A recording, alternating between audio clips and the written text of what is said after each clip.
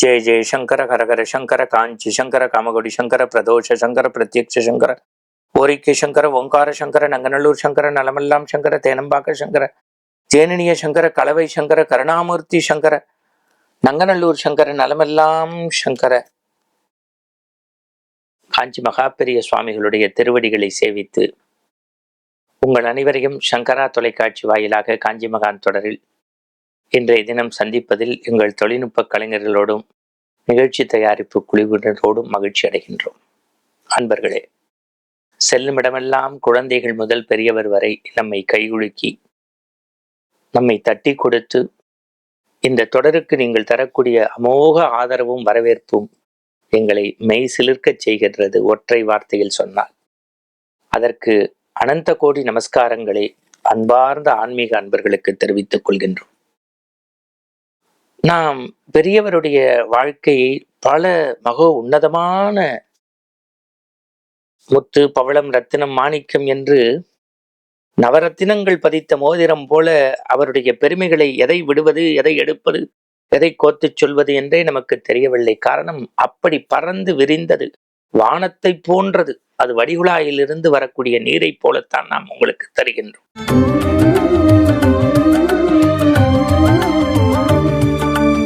ஸ்ரீமடத்தில் சரியாக மதியம் 3:40 எல்லோரும் குடும்பத்தோடு வந்து பெரியவரை சேவித்துக் கொண்டிருக்கின்றார்கள். ஒரு 100கணக்கான பேர் காத்து கொண்டிருக்கிறார்கள். சுமார் 18 வயது மதிக்கத்தக்க ஒரு இளைஞன் பெரியவரை சேவித்தான். ஒவ்வொருவரும் தங்களுடைய மனக்குறையை இறக்கி வைத்தார்கள், தங்களுடைய வேண்டுதலை நிறைவேற்றி தருமாறு விண்ணப்பம் வைத்தார்கள். அந்த இளைஞனுடைய பார்வை பெரியவர் மீது பட்டது. பெரியவருடைய அருட்கடாட்ச பார்வை இளைஞன் மீது பட்டது. ஒரு கேள்வியை சட்டென்று கேட்டுவிட்டான். வெளியிலிருந்து புறப்பட்ட அம்பை போல, பெரியவா, கடவுள் இருக்கிறது என்று சொன்னால் கண்ணுக்கு தெரியாத கடவுள் எப்படி நாம் ஏற்றுக்கொள்வது என்று கேட்டுவிட்டான். எல்லோரும் விக்கிச்சு போனார்கள். நடந்த உண்மை. நாம் நம்முடைய பண்டைய இலக்கியங்கள், இதிகாசங்கள், புராணங்கள், ஏன் நம்முடைய பாரத தேசத்தை பண்போடு மாற்றி காட்டிய ராமகிருஷ்ண பரமஹம்சர், விவேகானந்தருடைய வாழ்க்கையில் கூட இது போன்ற சம்பவங்கள் நடந்திருக்கிறது.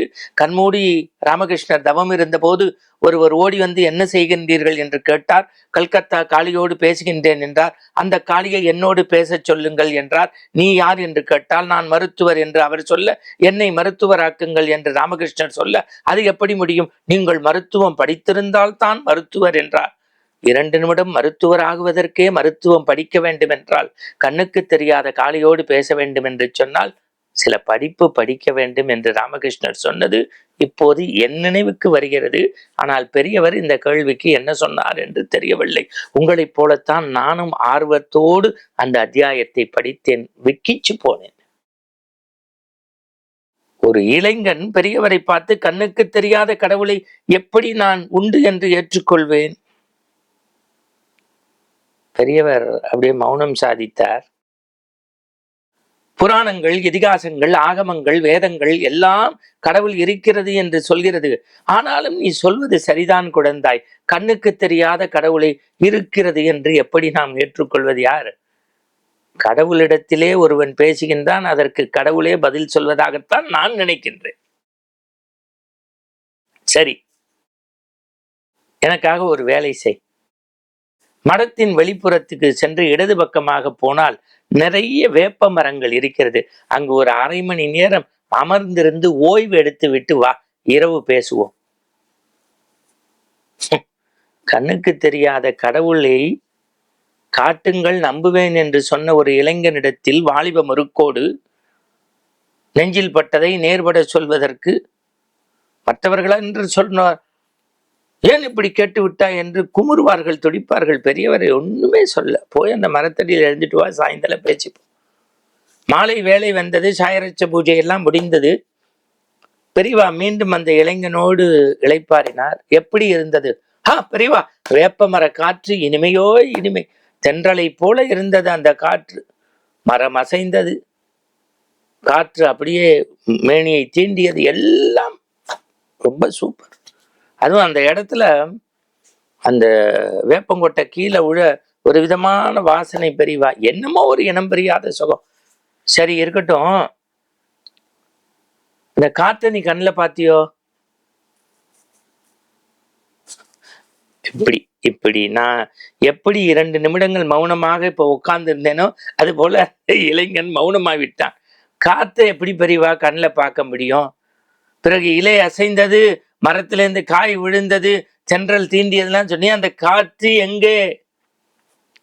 பெரியவா, காத்து கண்ணுக்கு தெரியாது பெரியவா.